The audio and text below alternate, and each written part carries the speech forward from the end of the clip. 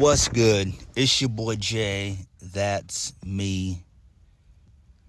I don't even want to talk about AEW Dynamite for November the 15th, 2023. The show was absolutely awful, outside of a couple things that happened on the show. This show last night is further proof that Tony Khan needs to be removed from AEW quick, fast, and hurry. And if he's not, he, along with the Elite, will be the death of AEW. Because this show absolutely fucking sucked. It sucked. It was an embarrassment. Oh my God, this show sucked. And this was the go-home show to this Saturday's Full Gear. I don't know. I don't fucking know. But AEW has been on a massive decline as of late. The ratings are in the toilet for all three shows. Tony Khan needs to be removed. He has to. He has to. This man cannot book. He cannot book, bro. He can't.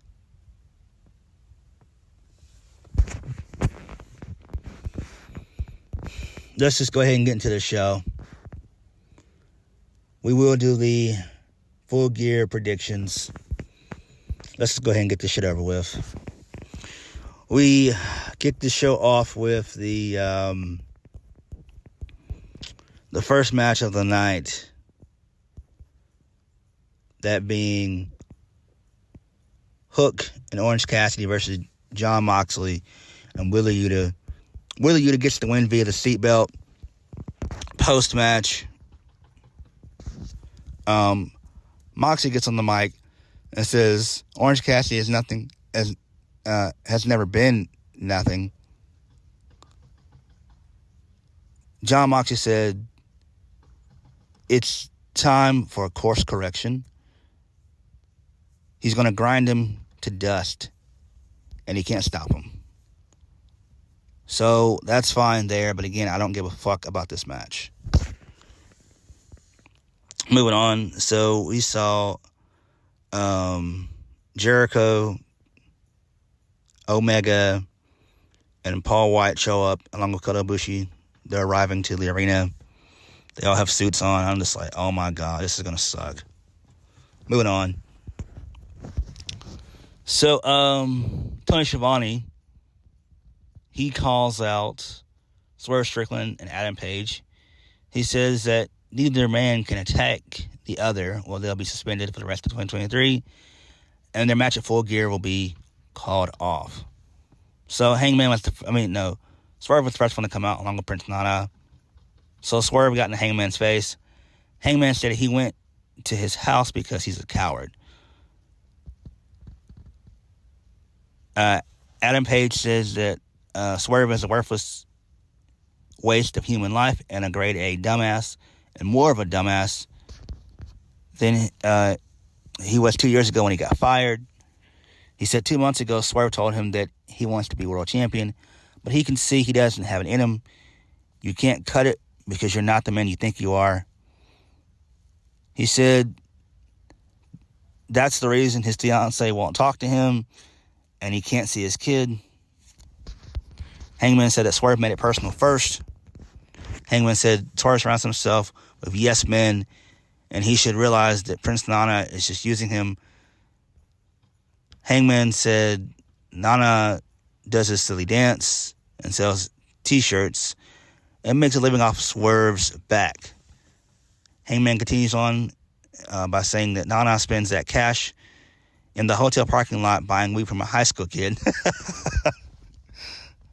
So Nana said that's not true. Hangman said he's going to beat Swerve and then take Nana as weed. Hangman said that Swerve is a child and that he worked with kids for a long time.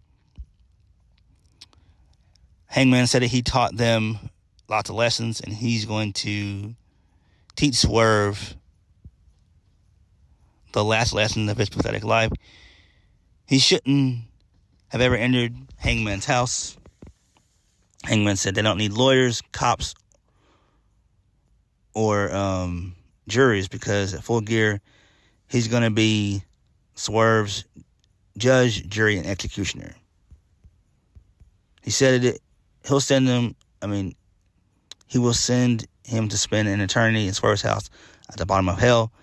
Heyman then drops the mic and then said he forgot to mention that tonight's situation was that they couldn't lay hands on each other, but it didn't apply to Prince Nana. So Hangman then has a little fight scene with Prince Nana, and then security breaks it up, and then Hangman takes off his jacket. It's one of the security guys with a buckshot lariat. So this was absolutely fucking great. I love this. This was absolutely tremendous. I am sold on Hangman and Swerve at Full Gear Texas Death Match. Let's fucking go. This should be solid for sure. This was great. Although I would have liked for Swerve to be able to respond, but he didn't. And maybe they were just like pressed for time. But this was great. This was absolutely great. I kind of wish this was later on in the show, though. Like, this should have been around, like, the 9 o'clock hour, for being honest. But this was great, though. Moving on. So, Lexi Nair interviewed Roderick Strong and the Kingdom. They talked to Adam Cole on a monitor. Adam! So, Roderick Strong revealed that MJF is 100% the devil. Adam Cole said that MJF is not the devil. And he said that the way Roddy is throwing around accusations, maybe it's Roddy. And then Cole cut off the video call promptly. So that's fine there. I'm hoping that we get the reveal at Full Gear. We need it versus waiting until World's End. I don't think that this can go on for another month. So we need to get the reveal on Full Gear. At Full Gear. I'm sorry. Next, we got a really long match involving Sky Blue and Red Velvet. The Battle of the Asses. Ooh-wee. So Sky Blue gets the win. But this match went on forever.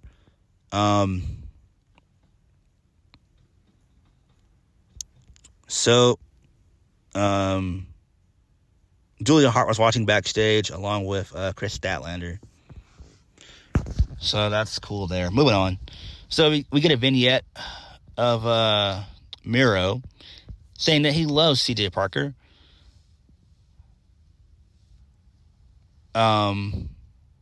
No, that he loves CJ Perry, my bad. CJ Perry. CJ Parker is fucking Juice Robinson. Fuck him. I can't stand Juice Robinson. But what he said would happen is coming true. Miro said that she wants fame and fortune, and for years I stood by and let her do whatever she wanted. Miro said the truth is she doesn't just bring the worst out of herself, but also the worst out of him. He said Daniel Garcia brings the worst out of him. Okay, that's fine there. They'll have a match on Friday. They'll have a match on Collision on Friday. And it's crazy because Collision is going head-to-head with SmackDown, which is kind of weird. I don't get why they're doing that at all. I just don't.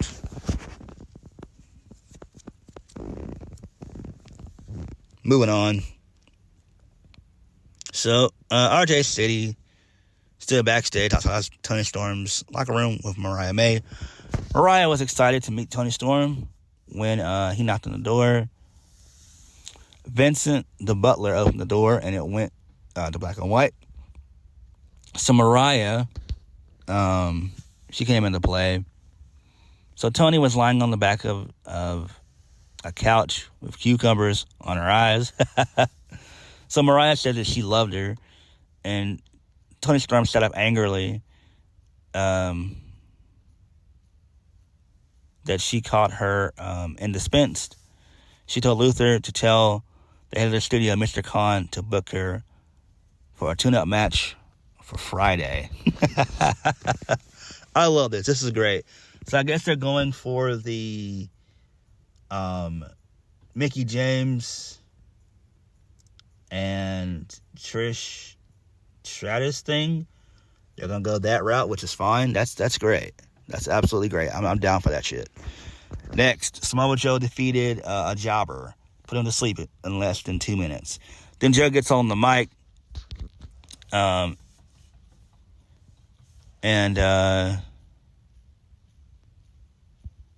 Joe said that he comes from Southern California. He said, since MJF is in his hood, he extends his offer of friendship. He said, MJF's time to accept is limited. I'm Samoa Joe, and I am inevitable. Ooh, I like that. Moving on.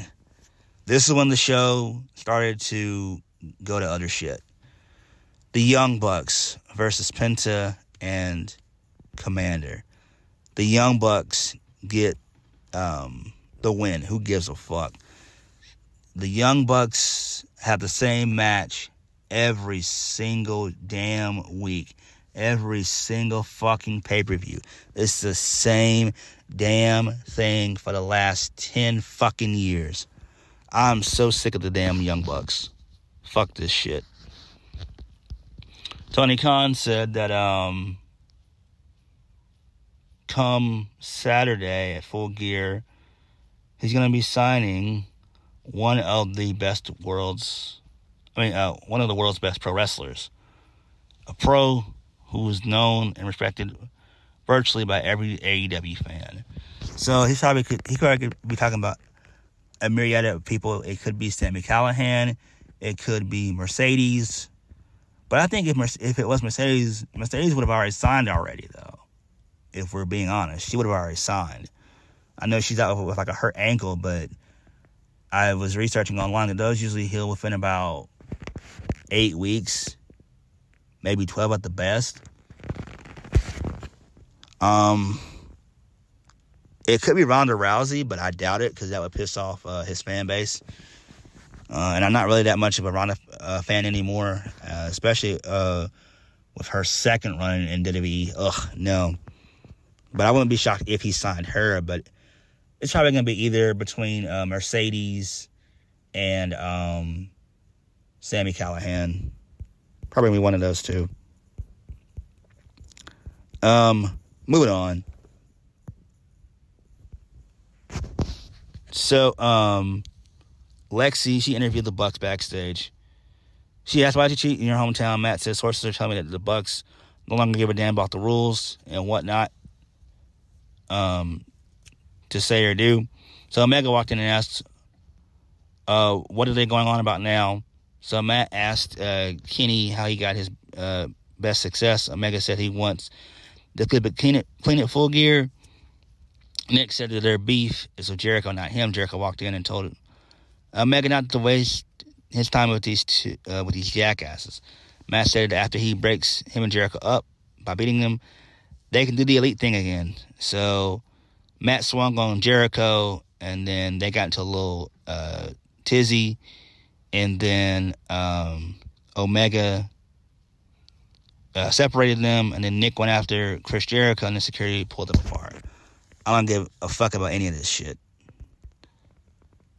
Next, the Guns, they defeated Pete Avalon and Kobe Covington. So they win with the little Yuta thing, whatever it's called. I forgot what it's called. Then Colton gets on the mic and says that that match was 2-on-2, so MJF should imagine what it would be like when it's 2-on-1 at Full Gear. Colton said that the ROH tag titles are theirs. And then Juice Robinson, he held up the cardboard cutout of Jay White as Austin said, guns up. Okay, who cares? Next, we get a Wardlow vignette. He said, Max, your time is running out. He added, I'm going to make the devil my bitch. And then we get an image of someone in the devil mask appearing again briefly. This is when the show took another dip. And I wanted to burn my TV to the ground. The 8-man tag. The Golden Jets versus the Don Callis family. And I feel so bad. This was the Like a Dragon Gaiden street fight. Towards the end of the match, Will Hobbs was duct taped. And he ate 2 V-triggers from Omega. And then Omega hit Brian Cage with the V-trigger, like 2 V-trigger for him, and a V-trigger for Hobbs. And then he hit the One Ring Angel. And I'm just like, what the fuck? This shit sucks. Fuck this show. This show fucking sucks. Will Hobbs, whenever your contract expires, my man, do not re-sign to AEW. Fuck that company. Sign to WWE.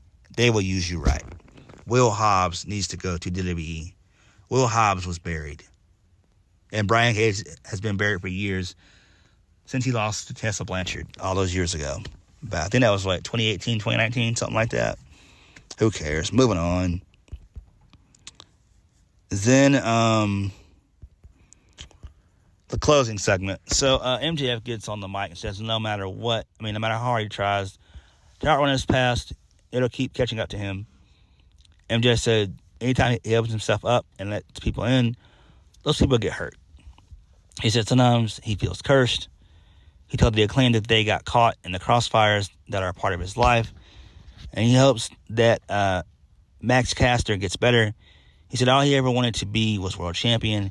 And he spent every moment of his life trying to make it a reality. MJF said that he's proud to say he's made it to the mountaintop for wrestling. But it's not about the glitz and glamour. He said the air is thin and it's daunting. MJF said that he looks around and sees people wanting to shove him off the top. He said that he is man enough to admit that he could lose everything he worked for in the blink of an eye. MJF said that he's also afraid he's going to let down the fans. He said that he's not going to quit.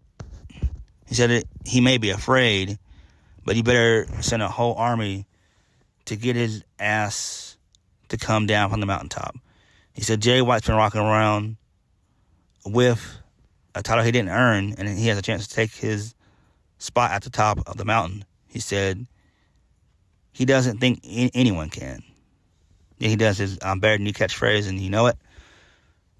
So MJF then told the person and whoever is in the devil mask that he'll find out who he is, and when he does, there'll be hell to pay. So then Jay White comes out and he interrupts. Jay White tells MJF that he's embarrassing himself and that he should drop the act because it's making him sick. Jay White said that MJF is trying too hard to be a hero. He's actually a villain, and he always will be. Jay White said that the devil mask is his attempt to create a diversion. Jay White said he isn't the people's hero or scumbag. He said the fans will drop him because he means nothing to them, and they mean nothing to him either. Jay White then says MJF knows that he's speaking the truth when he says his days are numbered as champion. And then he said Jay White knows that he's better than him, and MJF knows it. And then Jay White responds by saying, get him. So Bullet Club Gold, they beat the shit out of MJF. And Jay White hit the Blade Runner on MJF. And then the Guns and Juice Robinson, they count to 3. and then they all hoist the title up, and that's how we go off the air. I'm just like, oh my God, this show sucks. This show absolutely sucks. This show was a disaster. Just giving this segment 5 minutes was not good. They could have easily shortened about 10 minutes from that lame-ass street fight. I get they were trying to promote the game, but who gives a fuck? They could have done all that shit in about 10 or 15 minutes. Ugh. And anyway, I didn't even watch the match that much. I was literally in my phone the whole time.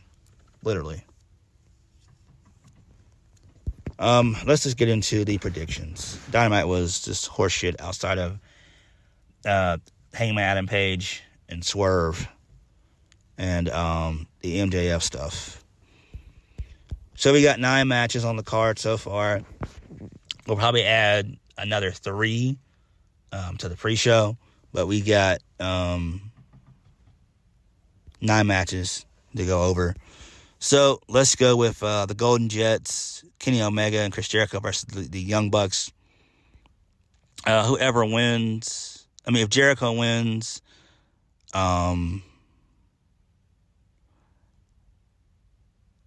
they will get the Young Bucks AEW Tag Team Championship title shots. If the Bucks win, the Golden Jets must disband as a team. So, the Golden Jets are going to win. Like, it's obvious. No one cares about the Young Bucks. The Young Bucks fucking suck. Next, Chris Statlander versus Julia Hart versus Sky Blue. It's a triple threat match for the AEW TBS Championship. Chris Statlander. Moving on.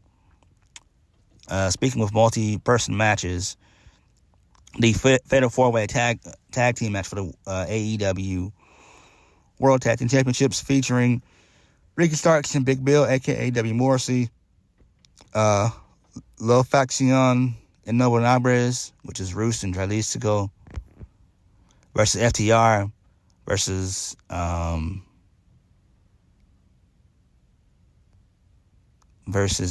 Kings of the Black Throne, which is Malachi Black and Brody King. I'm hoping that Malachi Black and Brody King win here, if we're being honest. That's my pick. It's between the Kings of the Black Throne and La Faction and the Bernabres. Moving on. Orange Cassidy versus John Moxley for the AEW International Championship. John Moxley.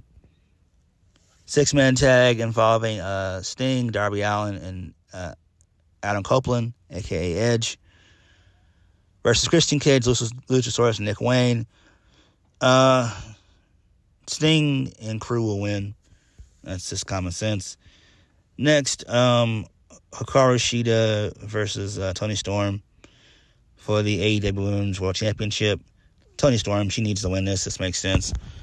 On to the pre-show, real quick. MJF versus the Guns. I'm pretty sure Samoa Joe's probably going to end up being his partner. And MJF and Samoa... no, the Guns will probably end up winning those for the most part. Next, Swerve Strickland versus Hangman Adam Page. Texas Death Match. Hangman's going to win this. That way he can get his lick back. And then they can continue the feud up until World's End. And then that's when we end the feud. Maybe in like a steel cage match or an I Quit match or something like that. That would be nice. And then the main event. MJF versus Jay White. MJF's going to win that for the AEW World Championship. So MJF's going to win that. And then hopefully we get the Devil reveal. And it's probably more likely going to be Adam Cole. And the other guys are going to reveal themselves to be the Kingdom along with Kyle O'Reilly. And that's probably going to happen more than likely. Because we need that reveal. This Devil stuff's been going on for quite some time. And we need a payoff. I know people have been talking about, oh, we need to wait until World's End. It's like, no, we don't. Everything needs to be revealed on Saturday. That way you can build a match between the MJF and the Devil. And then that way the Devil ends up winning at World's End and MJF loses everything.